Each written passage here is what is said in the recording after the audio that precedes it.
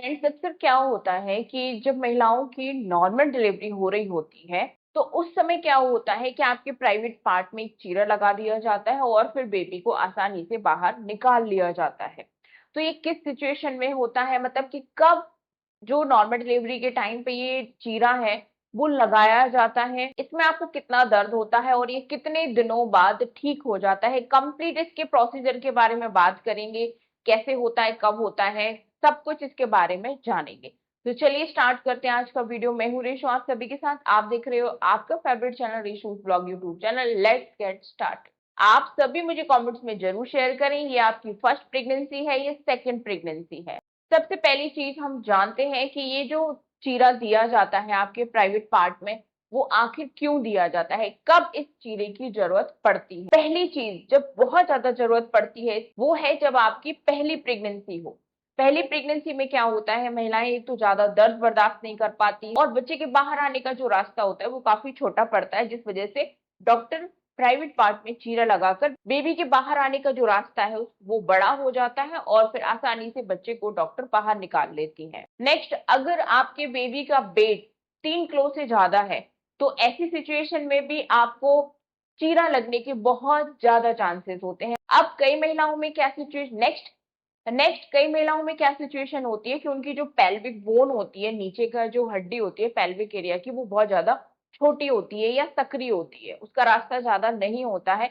तो इस सिचुएशन में भी आपके प्राइवेट पार्ट में चीरा लग सकता है। तो ये कुछ कारण होते हैं आपके प्राइवेट पार्ट में चीरा लगने। अब नॉर्मली जो इसमें टांके आते हैं वो 3 से 6 तक आ सकते हैं।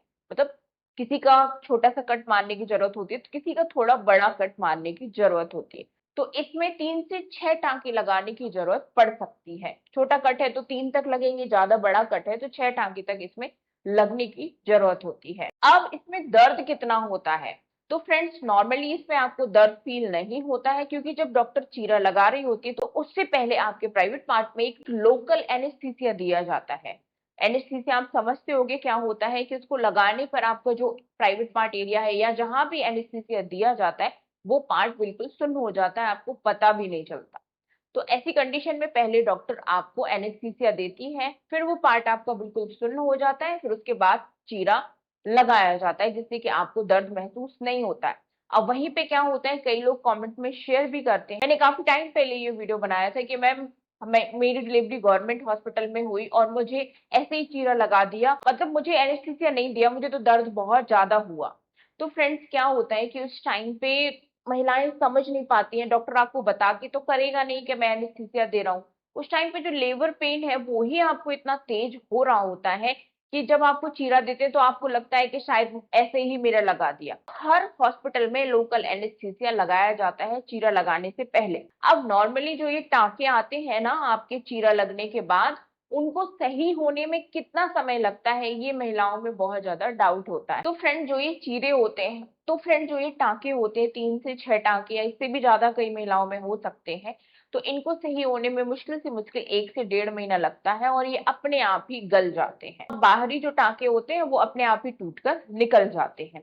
तो इस तरीके से इनका प्रोसीजर होता है। तो इसीलिए जब तक आपके 1 से 1.5 महीने में ये टांके सही नहीं हो जाते, अपने आप नहीं गल जाते, टूटकर नहीं निकल जाते, तब तक आपको अपने प्राइवेट पार्ट हाइजीन को अच्छे तरीके से मेंटेन रखना है, इन्फेक्शन होने नहीं देना है, पानी में ज्यादा देर रहने नहीं देना है, इस बात का ध्यान रखिएगा। इसके लिए मैं एक डिटेल में वीडियो बना दूंगी आप सभी के लिए, अगर आप कमेंट करोगे कि आपको केयर कैसे करनी है। आज की इस वीडियो में इतनी ही इन्फॉर्मेशन आप सभी के लिए। मिलती हूँ नेक्स्ट वीडियो में आप सभी से। Thanks for watching.